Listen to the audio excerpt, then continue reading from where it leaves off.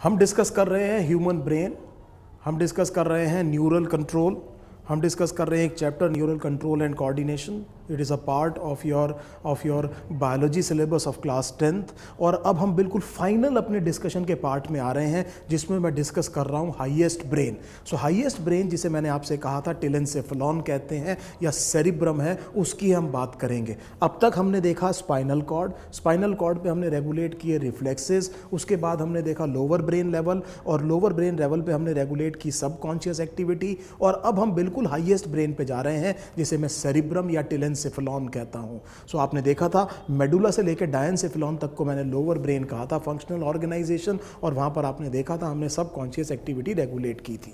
सो अगर मैं एक ब्रेन का मॉडल आपके सामने दिखाऊं और इस ब्रेन के मॉडल में मैं आपको दिखाने की कोशिश करता हूं कि अब तक हमने क्या पढ़ा और अब हम क्या पढ़ना चाह रहे हैं, सो अगर आप दिखा पाएँ, सो अगर आप ये समझें, सो अगर मैं इस ब्रेन के अंडर सरफेस पे इस तरह से देखता हूं, सो आपको यहाँ पर ये ब्रेन स्टेम दिखाई दे रहा है। So this is the brain stem, अगर आप देख पा रहे हैं। So this part will be the medulla oblongata, इसके ऊपर ये पार्ट होगा पॉन्स वेरोलाई। सो ये मेडुला ओब्लंगाटा है, ये पॉन्स वेरोलाई, यहाँ कहीं पर होगा मिड ब्रेन। सो इस मिड ब्रेन को हमने ये कहा था, सो अगर हम इस चीज़ को देख पाएँ इस तरह से, सो हम ये कह रहे हैं कि यहाँ कहीं पर आपके जो है मिड ब्रेन होगा और डायनसेफेलॉन होगा, और डायनसेफेलॉन के ऊपर वाला जो पार्ट है ये सारा का सारा क्या होगा, सेरिब्रम होगा। सो अगर इस डायग्राम में, इस मॉडल में मैं आपको दिखाऊं तो this will be the cerebellum. ये चीज़ क्या होगी, सेरिबेलम होगी। और सेरिबेलम में अगर आप देख पा रहे हैं तो सेरिबेलम में दो हेमिस्फीयर्स होते हैं। सो दो सेरिबेलम के दो हेमिस्फीयर्स होते हैं, ये एक हेमिस्फीयर, ये दूसरा हेमिस्फीयर, इन दोनों ने जुड़ करके क्या बनाया, सेरिबेलम। ये वो पार्ट है हाइंड ब्रेन का जो कि सेरिबेलम जो कि मेंटेन कर रहा था इस तरह की एक्टिविटीज़, उनको रेगुलेट कर रहा था मस्कुलर एक्टिविटीज़ जो कहीं और से शुरू हुई है। और इस सेरिबेलम को मैंने यहाँ पर प्लेस किया, और इस सेरिबेलम को मेडुला और पॉन्स को मिलाकर के मैंने कहा हाइंड ब्रेन, और इस पॉन्स का काम था ब्रिज का काम, और वो सेरिबेलम को बाकी ब्रेन से कनेक्ट कर रहा था। ये बात मुझे समझ में आ गई। फिर मैंने आपसे ये कहा था कि इसके ऊपर जो मेसेनसेफेलॉन या मिड ब्रेन है, इस जगह पर जो मिड ब्रेन होगा वो हाईली रिड्यूस्ड है, वहाँ पे विजुअल और ऑडिटरी रिफ्लेक्सेस हैं। उसके ऊपर हमने कहा था डायनसेफेलॉन है, उसके ऊपर हमने कहा था डायनसेफेलॉन है। अब जो हम बात कर रहे हैं वो टेलेंसेफेलॉन की बात कर रहे हैं। सो हम बात कर रहे हैं सेरिब्रम की। सो अगर आप ब्रेन को ऊपर से देखेंगे तो ये सेरिब्रम बाकी ब्रेन को पूरा का पूरा क्या कर देगा, कवर कर देगा, और ये पूरा का पूरा जो पार्ट आप देख रहे हैं ये आपका सेरिब्रम है। इसे मैं कह रहा हूं टेलेंसेफेलॉन। द ह्यूमन इवोल्यूशन में जो बहुत इंपॉर्टेंट हमारी जो इवोल्यूशनरी एडवांटेज है, जो हमारी इवोल्यूशनरी सुपीरियरिटी है, उसके पीछे एक बहुत बड़ी वजह है कि हमारा सेरिब्रम प्रोपोर्शनेटली बॉडी साइज के बहुत बड़ा है, और इसीलिए हमारे जो इंटेलेक्चुअल फंक्शंस हैं बाकी एनिमल्स से बहुत ज़्यादा एडवांस्ड हैं। दो चीज़ों को ह्यूमन बींग्स बनाया है, एक तो ये जिसे हमने कहा सेरिब्रम, और जो दूसरा मोस्ट इंपॉर्टेंट चीज़ है वो ये फ्री थंब। ये जो थंब की मूवमेंट है, इतनी ज़्यादा जो फ्री मूवमेंट है थंब की, वो किसी और लिविंग ऑर्गेनिज्म में नहीं होती है। और इस थंब की मूवमेंट की वजह से आप लिखने से लेकर के, बटन खोलने से लेकर के, पानी के गिलास पीने से नोट गिनने तक की बात आप करेंगे तो सब में आपको ये मूवमेंट करनी पड़ेगी। सो जो डेक्स्ट्रिटी आई, जो हमने टूल्स बनाए, जो हम मशीन्स ऑपरेट कर पाते हैं, उसमें इस मूवमेंट का बहुत इंपॉर्टेंट रोल है। और इसीलिए हम ये कहते हैं कि थंब और हम क्या कहते हैं, ये थिंकिंग पावर, ये दो चीज़ों ने ह्यूमन बींग्स को क्या दी है, सुपीरियरिटी दी है। इसीलिए आप जानते हैं कि एकलव्य का जो है अंगूठा मांग लिया था गुरुजी ने ताकि वो किसी काम का ना रहे। आप शायद जानते हैं हिंदू माइथोलॉजी से मैंने आपको ये एक बड़ी इंपॉर्टेंट बात बताई। सो हम जो इस वीडियो में डिस्कस कर रहे हैं वो ये सेरिब्रम डिस्कस कर रहे हैं। ये बहुत एनलार्ज है। अब अगर आप बड़े ध्यान से देखें इस सेरिब्रम को, तो इस सेरिब्रम में आप ये देखेंगे कि दो सेरिब्रल हेमिस्फीयर्स है। सो दैट मीन्स अगर मैं इन दोनों को अलग कर रहा हूं तो दो क्या है, सेरिब्रल हेमिस्फीयर है, एक ये रहा और एक ये रहा। सो ये दो क्या है, सेरिब्रल हेमिस्फीयर्स हैं। इन दोनों को जब मैं जोड़ दूंगा तो ये आपका कंप्लीट क्या बन जाएगा, सेरिब्रम बन जाएगा। सो इस सेरिब्रम में आप ये देख रहे हैं एक सेरिब्रल हेमिस्फीयर ये रहा और एक सेरिब्रल हेमिस्फीयर ये रहा, दोनों मिलकर के क्या बनाते हैं, सेरिब्रम बनाते हैं। सो मैं एक डायग्राम आपको दिखाता हूं सेरिब्रम का और फिर हम डिस्कस करते हैं इसके बारे में। सो अगर आप इस डायग्राम को देखें तो ये आपका सेरिब्रम है और हम हम ये कह रहे हैं, जो अभी मेरे हाथ में मॉडल था, कि ये सेरिब्रम का ये जो पार्ट है इसमें हम देख रहे हैं 4 लोब्स हैं। आगे वाले लोब को आपने कहा फ्रंटल लोब, ये ऊपर वाले लोब को आपने कहा पैराइटल, पीछे वाले लोब को आपने कहा ऑक्सीपिटल, और इस वाले लोब को आपने कहा टेम्पोरल। इसको मैं थोड़ा देर में डिस्कस करता हूँ। आपने सेरिब्रम का डायग्राम देख लिया, इस मॉडल तक दोबारा आ रहे हैं। सो हम ये कह रहे हैं कि इस सेरिब्रम के 4 लोब्स हैं। ये आगे वाले लोब को मैंने कहा फ्रंटल, ये जो ऊपर की तरफ लोब है इसको मैंने कहा पैराइटल, और ये जो बैक में जो लोब है, ये वाला जो लोब है, इसको मैं कहूँगा ऑक्सीपिटल, और ये जो आपके कान के पास लोब है इसको मैं कहूँगा टेम्पोरल। सो हम ये कह रहे हैं कि ये जो सेरिब्रम है इसके 4 लोब्स हैं। So this is the cerebrum, and this cerebrum is the outgrowth of the thalamus as we have already discussed. So इसका हमने 4 लोब्स बताया। यहाँ पर हमने कहा कौन सा लोब है, फ्रंटल, यहाँ पर हमने क्या कहा, पैराइटल, और यहाँ पर हमने क्या कहा, दिस लोब इज ऑक्सीपिटल, और ये जो बीच में ये जो लोब है इस लोब को मैंने क्या कहा, टेम्पोरल लोब। सो क्लासिकली हमने ये कहा कि इस सेरिब्रम के 4 लोब्स हैं। दूसरी चीज आप एक और समझिए कि जब मैं आपको स्पाइनल कॉर्ड पढ़ा रहा था तो मैंने आपसे ये कहा था कि स्पाइनल कॉर्ड का कट सेक्शन जो करीब करीब इस तरह का दिखाई देता है। Let me make it again. So हम ये बना रहे हैं स्पाइनल कॉर्ड का कट सेक्शन कुछ इस तरह का। इसमें grey matter was on the inside, the grey matter was like a butterfly और एच शेप्ड, और ग्रे मैटर जहां पर मैंने आपसे कहा था सेल बॉडीज ज़्यादा होंगी वो अंदर था, और वाइट मैटर कहाँ था, बाहर था। सेरिब्रम में ये उल्टा होता है, सेरिब्रम में grey matter is on the outside and white matter is on the inside. So हम ये कह रहे हैं सेरिब्रम में ग्रे मैटर कहाँ पर है, बाहर की तरफ है, और इस पार्ट को हम कहते हैं cerebral cortex. So the grey matter of the cerebrum which is on the outside is called as the cerebral cortex. तो ये बाहर की तरफ जो लेयर होगी इसे आप सेरिब्रल कॉर्टेक्स कहेंगे।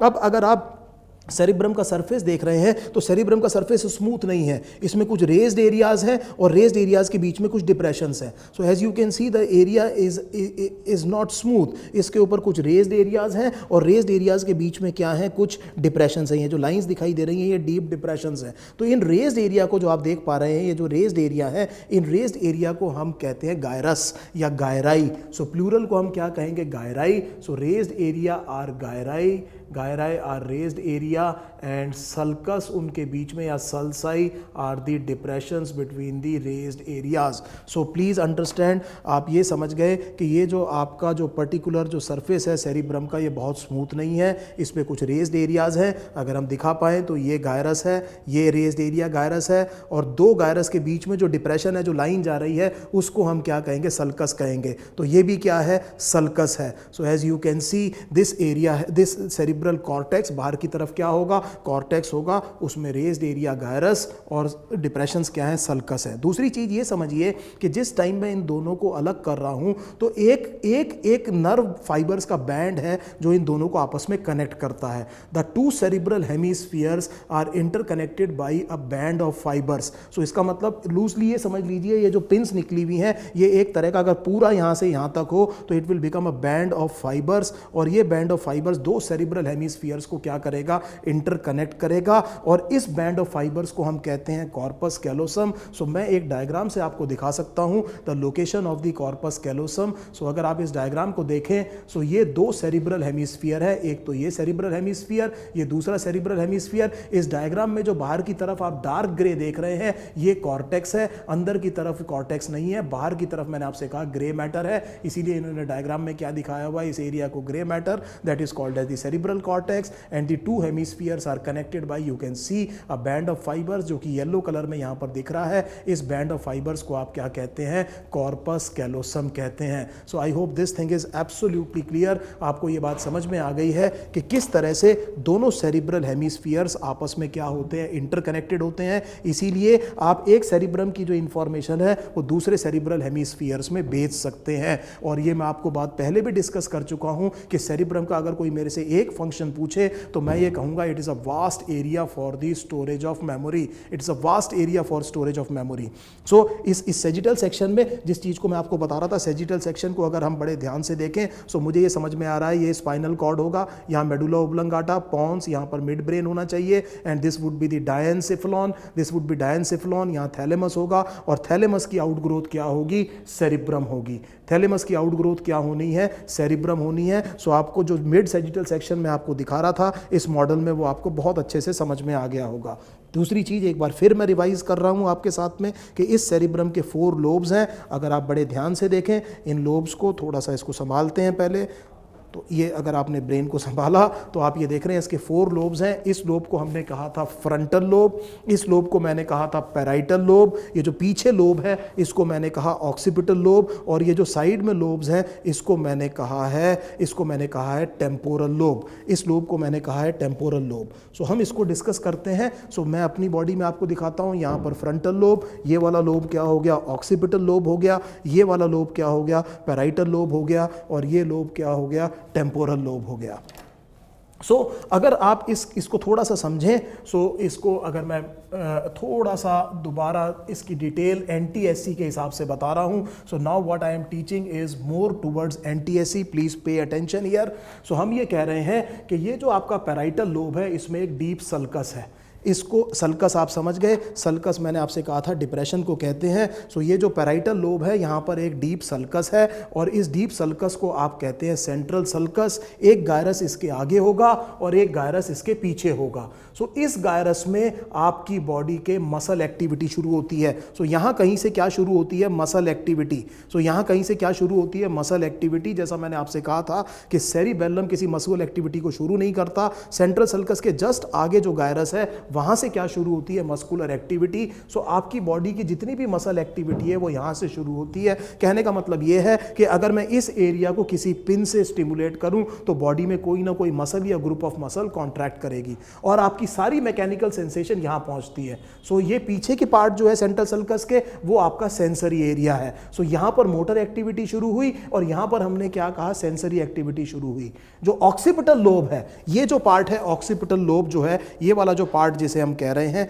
ये ऑक्सीपिटल लोब है। इस ऑक्सीपिटल लोब में आपकी बॉडी का प्राइमरी विजुअल एरिया है। So the primary visual area, ये विजन के लिए एरिया है। प्राइमरी विजुअल एरिया कहां पर है, ऑक्सीपिटल लोब पर है। एक आप कार्टून नेटवर्क अगर आप देखते हैं तो जब कार्टून के सिर पे चोट लगती है तो उसको तारे दिखाई देते हैं। So that is a very correct depiction. इसका मतलब यहां अगर आपके चोट लगेगी जो तारा दिखाई देगा, तो आपको इससे ये समझ में आ गया होगा कि ये जो एरिया है ये किसको रेगुलेट करता है, विजन को। आपने देखा था कि सुपीरियर कॉलिकुलाई में खाली विजुअल रिफ्लेक्सेस रह गए हैं, ह्यूमन बींग्स में टेलेंसेफलाइजेशन हुआ, मैंने आपसे कहा था, और ऑक्सीपिटल लोब आपका प्राइमरी विजुअल एरिया बन गया है। आंख से जितनी भी देखने की सेंसेशन है वो अल्टीमेटली कहां पहुंचेंगी, ऑक्सीपिटल लोब में पहुंचेंगी। इसी तरह जो आपका टेम्पोरल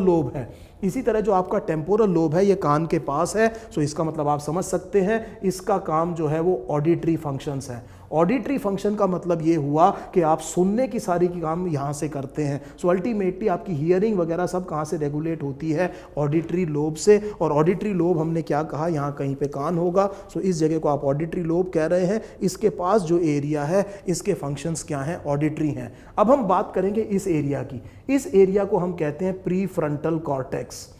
प्री फ्रंटल कॉर्टेक्स, इस एरिया के बारे में मैं कह रहा था कि इसने आपको ह्यूमन बींग्स बनाया है। ये एरिया प्री फ्रंटल कॉर्टेक्स है, यहां से आप अपने इंटेलेक्चुअल फंक्शंस करते हैं। सो जो आप अभी वीडियो देख रहे हैं, जो आप उसमें जो आप दिमाग लगा रहे हैं, जो आपका चैनलाइजेशन ऑफ थॉट है, जो थिंकिंग प्रोसेस है, जो आपकी इंसाइट है, जो आपके डिडक्शंस हैं, जो आपके फॉलोअप्स हैं, वो सारे के सारे जो प्लान चीज़ें हैं वो यहाँ से हो रहे हैं। सो जितने भी इंटेलेक्चुअल फंक्शंस हैं वो कहाँ से होते हैं, प्री फ्रंटल कॉर्टेक्स से होते हैं।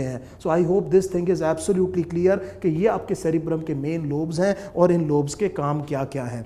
एक चीज मुझे बताइए, मैं अगर आपसे ये कहूं कि सोचिए रेलगाड़ी, थिंक अबाउट अ ट्रेन, तो मैं आपसे रिक्वेस्ट कर रहा हूं कि you should think about a train. तो जैसे ही मैंने आपको ट्रेन कहा, तो अगर आप थोड़ा सा इमेजिनेशन प्रूव करें, अपना यूज करें, तो आपकी आंख के सामने अभी ट्रेन चल रही होगी। यू कैन इमेजिन, देखिए ये ट्रेन जा रही है एंड यू कैन सी कि इस ट्रेन में एक कोयले का इंजन लगा हुआ, लेट अस पुट अ कोयला इंजन ऑन इट, और देखिए उसमें से धुआं निकल रहा है, आपको धुआं भी निकलता दिखाई दे रहा होगा। और आपको अभी ये भी दिख रहा होगा कि कुछ लोग खिड़की में से बाहर झांक रहे हैं, और 2-3 लोग आप देख पा रहे हैं कि वो आपके किस पे खड़े हुए हैं, गेट पे भी खड़े हुए हैं। और आपको सीटी की आवाज़ भी सुनाई दे रही होगी। और तो और आप ये भी महसूस कर सकते हैं कि वो जो पर्टिकुलर जो सीट है जिस पर हम बैठते हैं उसकी कंसिस्टेंसी क्या होती है, और उठते हैं और वो जो रॉड को पकड़ते हैं तो वो ठंडी ठंडी सी लगती है। ये सारी सेंसेशंस आपके सामने आ रही होंगी। ट्रेन अभी है नहीं आपके सामने, लेकिन आप सारी चीज़ों को क्या कर पा रहे हैं, इमेजिन कर पा रहे हैं। और अगर मैं आपसे कह रहा हूं तो ये देखिए, ये ट्रेन जिसको मैं कह रहा हूं ये एक प्लेटफॉर्म में घुस रही है, और देखिए प्लेटफॉर्म में लोग भागना शुरू कर रहे हैं ट्रेन की तरफ, और देखिए एक आदमी अखबार बेच रहा है और एक पकोड़े तल रहा है। You can easily see this is the power of cerebrum. ये वो मैं बात कर रहा हूँ cerebrum. It is a vast area for the storage of memory. यहाँ पर आपने कभी ट्रेन देखी थी, कभी ट्रेन सुनी थी, कभी ट्रेन को महसूस किया था, उन सारी सेंसेशंस को आपने एक जगह इकट्ठा करके रखा है। तो इसका मतलब NTSC एस्पिरेंट्स के लिए मैं एक बात बता रहा हूँ कि ब्रेन में एक एरिया वो जरूर होना चाहिए जो इन अलग अलग सेंसेशंस को एक जगह इकट्ठा करे, ताकि आपको उस चीज़ की कंप्लीट मीनिंग मिल जाए। सो अगर आपने कोई चीज़ सुनी, आपने कोई चीज़ देखी और आपने कोई चीज महसूस करी, लेकिन आपको तो कंप्लीट सेंसेशन होती है, जैसा ही मैंने आपसे कहा, तो आपको तीनों चीजें समझ में आ रही हैं। सो कोई ना कोई एक एरिया होना चाहिए जो इन सेंसेशंस को एक जगह इकट्ठा करे, और उस एरिया को हम कहते हैं वर्निक्स एरिया, और वो इस जगह लोकेटेड होता है टेम्पोरल कॉर्टेक्स में। इस एरिया को हम कहते हैं वर्निक्स एरिया। यहां कहीं पर वर्निक्स एरिया होगा, और वो वर्निक्स एरिया इन सारी चीजों को एक जगह इकट्ठा करता है। इसीलिए आप ट्रेन को हर तरह से पहचानते हैं, उसकी आवाज भी, वो दिखती कैसे है और उसकी सेंसेशंस कैसे होती हैं, टच कैसा होता है, ठंडा गर्म कैसा होता है, ये सारी की सारी सेंसेशन आपको इस वर्निक्स एरिया की वजह से आती हैं। इसका मतलब आप जो जिंदा हैं, जो मीनिंगफुली जिंदा हैं, वो इस एरिया की वजह से जिंदा हैं। और अगर वर्निक्स एरिया में कोई चोट आ जाए तो आप समझ सकते हैं the person will have a vegetative existence, केवल वेजिटेटिव एग्जिस्टेंस होगी। सो वेजिटेटिव स्टेट किसकी वजह से आती है, वर्निक्स एरिया की वजह से। इंसिडेंटली एक इंटरेस्टिंग बात मैं आपको बताता हूं कि most people have their left Wernicke's area more developed than the right, and that is why people say that most of the people are actually right handed. This may be the reason for that. So ज्यादातर लोगों का left Wernicke's area right से क्या होता है, ज्यादा developed होता है। सो आप हायर क्लासेस में पढ़ेंगे सेरिब्रम के बारे में और ज्यादा डिटेल में। थोड़ा सा मैंने आपको बताने की कोशिश की है इस सेरिब्रम के बारे में। एक जो लास्ट चीज मुझे आपको बतानी है, I hope you have understood the highest brain which is called as telencephalon. जो एक लास्ट पार्ट मुझे बताना है वो ये है, इस बात को बड़े ध्यान से समझिएगा कि ये जो आपका जो सेरिब्रम है, ये सारा का ब्रेन हमारा गिरता जा रहा है, लेकिन मेरे को जितना चाहिए मैं उसको इस्तेमाल करता हूं। ये जो सेरिब्रल हेमिस्फीयर्स है, इसके अंदर कुछ स्पेसेस होंगी। There are some hollow spaces enclosed within the brains, and these hollow spaces they are called as ventricles. और ब्रेन के चारों तरफ कवरिंग होती है, उन कवरिंग को हम कहते हैं meninges. So this is again for NTSC, please understand. Brain के चारों तरफ जो कवरिंग्स होती हैं उनको हम क्या कहते हैं, meninges, और ब्रेन के अंदर जो एरिया जो स्पेस्ड एनक्लोज्ड है उन्हें हम कहते हैं ventricles. तो यहाँ ब्रेन के चारों तरफ और ब्रेन के अंदर जो ventricles है, इसमें एक फ्लूइड होती है। इस फ्लूइड को हम कहते हैं cerebrospinal fluid. इस फ्लूइड को हम कहते हैं सेरिब्रोस्पाइनल फ्लूइड। सो मैं आपको एक डायग्राम दिखाता हूं, इस डायग्राम से समझाने की कोशिश करता हूं कि ब्रेन के अंदर कुछ एनक्लोज्ड स्पेसेस हैं, और उनके ब्रेन के चारों तरफ जो कवरिंग है, उन कवरिंग को हमने कहा मेनिंजेस। सो मेनिंजेस ये देख रहे हैं, ये शब्द दिखा रहे हैं, मेनिंजियल ड्यूरा मैटर, ये भी एक कवरिंग है। So brain and spinal cord are enclosed by coverings which are called as meninges. इन मेनिंजेस के बीच में कुछ स्पेसेस होती हैं, आप हायर क्लासेस में पढ़ेंगे। इसके अलावा आप ये देखेंगे कि ब्रेन के अंदर भी कुछ वेंट्रिकल्स हैं। क्या है, वेंट्रिकल्स हैं। ये देख रहे हैं आप, ये चीजें क्या हैं, स्पेसेस हैं, और यही स्पेसेस किस में होंगी, आपकी सेरिब्रम में भी होगी। सो इसमें अगर आप देख रहे हैं, ये जो आपको जो इंप्रेशन आ रहा है, ये जो नीले कलर का इंप्रेशन आ रहा है, सो इसको हम कह रहे हैं lateral ventricle. Lateral ventricles are present, they are the spaces which are present in the cerebrum. इसी तरह से आप इस जगह को देख रहे हैं, इसको हम कह रहे हैं फोर्थ वेंट्रिकल, और यहाँ डायनसेफेलॉन में आप देखेंगे थर्ड वेंट्रिकल। सो दो लेटरल वेंट्रिकल, थर्ड वेंट्रिकल और फोर्थ वेंट्रिकल, और इनको कनेक्ट करती हुई बहुत सारी क्या है, चैनल्स हैं, और ये कम्युनिकेट करते हैं, देख रहे हैं इस एरो से, ये कम्युनिकेट करते हैं इस मेनिंजेस के बीच की स्पेस से, और इस पूरी स्पेस में भरा हुआ है आपका एक फ्लूइड। तो अब आप ये समझिए कि ये फ्लूइड जो चारों तरफ से भरा हुआ है, ये दो बहुत इंपॉर्टेंट काम कर रहा है। नंबर वन, एक तो ये बायंसी प्रोवाइड कर रहा है, इसका मतलब अपेरेंट वेट रिडक्शन हो जाता है ब्रेन का। सो W = mg। आप ये समझिए कि ज़्यादातर जो ऑर्गेनिजम्स हैं, ज़्यादातर जो बड़े ऑर्गेनिजम्स हैं, वो पानी में इसलिए मिलते हैं क्योंकि उनका वेट क्या हो जाएगा, रिड्यूस, क्योंकि बायंसी निगेट्स ग्रेविटी।